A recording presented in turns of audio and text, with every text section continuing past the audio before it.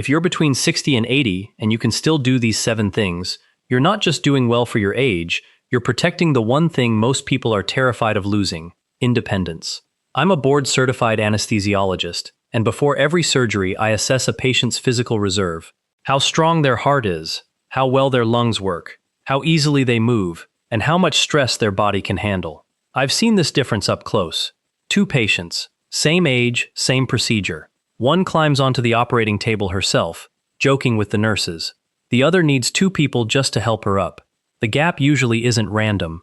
After more than 2 decades of seeing patients every single day, you start noticing the same patterns in people who stay strong into their 60s, 70s, and 80s. So today, I want to walk you through 7 abilities you can check for yourself, most of them right in your own living room, and what each one tells you about how well your body is aging. None of these replace medical care, but they will give you a much clearer picture of what your body has and what it might be quietly losing. Let's start with the one researchers genuinely call a vital sign: your walking speed. Just like heart rate or blood pressure, your gait speed gives a window into what's happening throughout your entire body. The reason is simple. Walking efficiently requires your cardiovascular system, your muscles, your joints, your balance system, and your brain to all coordinate at once. There isn't a single shortcut that lets one part pick up the slack for the others. When walking speed starts to drop, it's often the earliest visible sign that one of those systems is beginning to struggle, even before any single problem shows up on a test or scan. Researchers who have followed older adults over many years consistently find that people who walk faster tend to live longer, and the relationship holds up even after accounting for other health conditions. A comfortable pace of roughly 3 miles per hour or faster, about 3 feet per second, is associated with better outcomes. Significantly slower than that tends to correlate with higher risk, including longer hospital stays, more complications after surgery, and a higher chance of disability in the years ahead. Here's the reassuring part: walking speed is trainable. Regular walking, especially when you sprinkle in intervals where you pick up the pace for a block or 2, will measurably improve it within weeks. You don't need a gym, a program, or a wearable to get the benefit. You need shoes and a sidewalk. The second marker is something that surprises a lot of people: grip strength. It looks like such a small, specific measurement, but the strength of your hand is actually a proxy for your overall muscle strength, and for something called physiologic reserve, which is essentially how much capacity your body has in the bank for handling stress. Grip correlates closely with strength in larger muscle groups throughout the body. Low grip strength has been linked in research to higher risk of falls, slower recovery from illness or surgery, and even reduced longevity. It's one of the simplest and cheapest tests in medicine, and what it tells us is anything but small. In my own preoperative work, a weak grip often tracks with a longer, harder recovery, even when the surgery itself went perfectly. The body simply didn't have extra in the tank. The encouraging news is that grip strength responds well to resistance training. Carrying groceries on purpose, lifting a kettle, using simple resistance bands a few times a week, even basic bodyweight exercises twice a week, can move that number in the right direction at almost any age.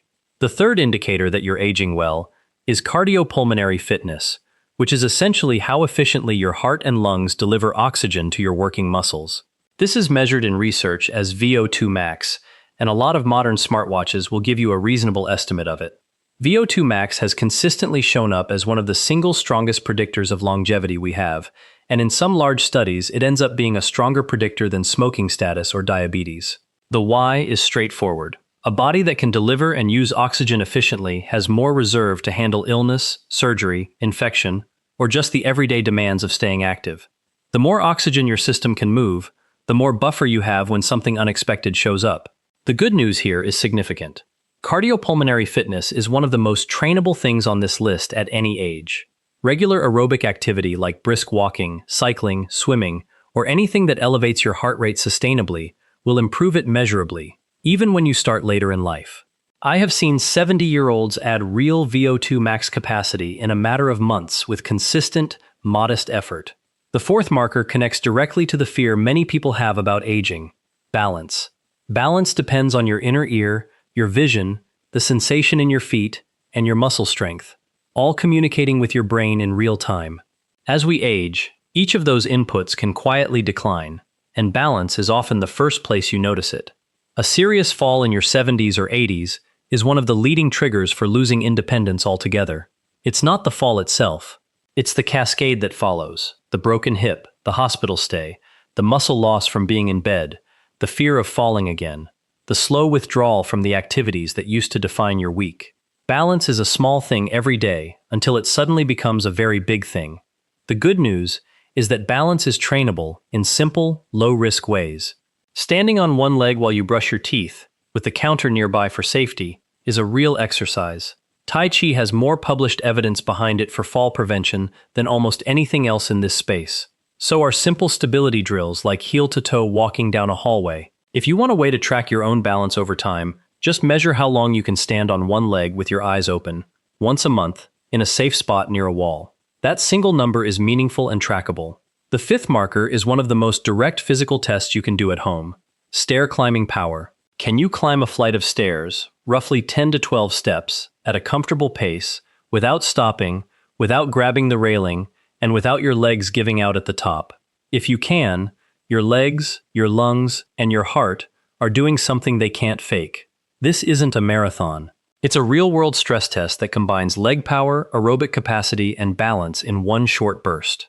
Researchers have found that how quickly and confidently someone can climb a flight of stairs tracks closely with overall functional capacity and with risk for future disability. The people who can climb stairs the way they did at 50 tend to be the same people who can still carry groceries, get up from a low chair, and walk to the end of the driveway without thinking about it. Stair power is independence in compressed form. If you can't do this comfortably today, it's absolutely trainable. Step-ups on a single low step, repeated several times a day, will quietly rebuild exactly the muscles and the confidence that the stairs are testing. 5 minutes a day, most days of the week, moves this number faster than people expect. The sixth marker is one that has been studied for decades: the ability to stand up from a chair without using your arms 5 times in a row. It sounds almost silly, but it's a validated clinical test.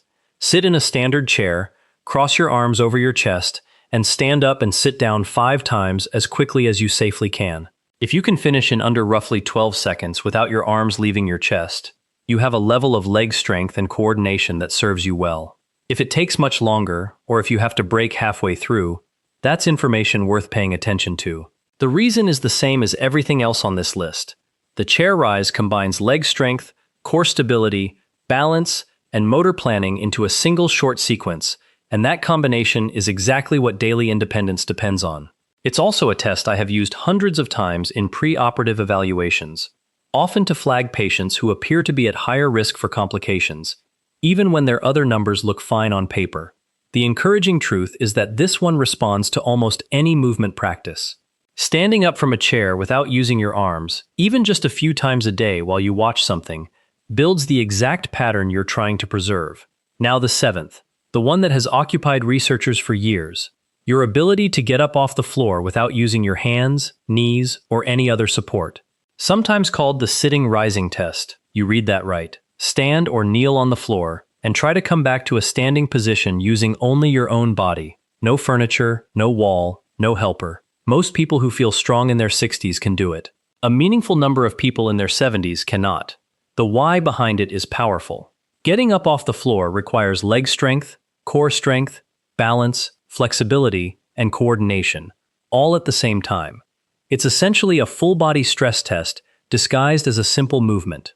Research following adults over time has found that people who couldn't complete this movement without some support had a meaningfully higher mortality risk in the years that followed compared to those who could. Again, this is not about being acrobatic, and it's not about being 25. It's about whether your body retains the combined strength and coordination that everyday independence actually requires. Because life places exactly this demand on you more often than you think. Picking something up off the floor, getting down to a grandchild's level, retrieving something from a low shelf, recovering after a stumble. If you can't do it right now, it's trainable.